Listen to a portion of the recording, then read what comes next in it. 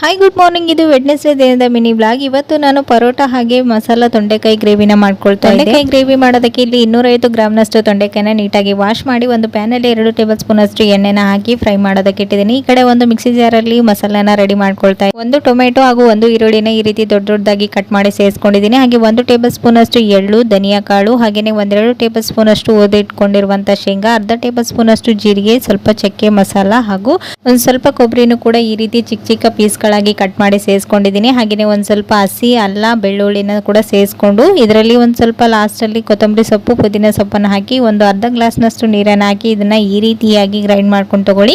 ಇವಾಗ ಮಸಾಲ ರೆಡಿ ಆಗಿದೆ. ಇದು ಈ ಕಡೆ ನೋಡ್ತಾ ಇರ್ಬೋದು, ತೊಂಡೆಕಾಯಿ ಕೂಡ ನೀಟಾಗಿ ಫ್ರೈ ಆಗಿದೆ. ಇವಾಗ ಒಂದು ಪ್ಯಾನ್ ಇಂದ ಸಪರೇಟ್ ಮಾಡಿಕೊಂಡು ಅದೇ ಪ್ಯಾನ್ಗೆ 2 ಟೇಬಲ್ ಸ್ಪೂನ್ ಅಷ್ಟು ಎಣ್ಣೆನ ಹಾಕಿ ಎಣ್ಣೆ ಕಾದ ನಂತರ ಸಾಸಿವೆ, ಜೀರಿಗೆ, ರುಬ್ಬಿಟ್ಕೊಂಡಿರುವಂತಹ ಮಸಾಲೆನ ನೀಟಾಗಿ ಫ್ರೈ ಮಾಡಿಕೊಂಡು ಇದರಲ್ಲಿ ಅಚ್ಕಾರದ ಪುಡಿ, ಧನಿಯಾ ಪುಡಿ, ಹಾಗೆಯೇ ಒಂದು ಸ್ವಲ್ಪ ಅರಿಶಿನ ಮತ್ತೆ ರುಚಿಗೆ ತಕ್ಕಷ್ಟು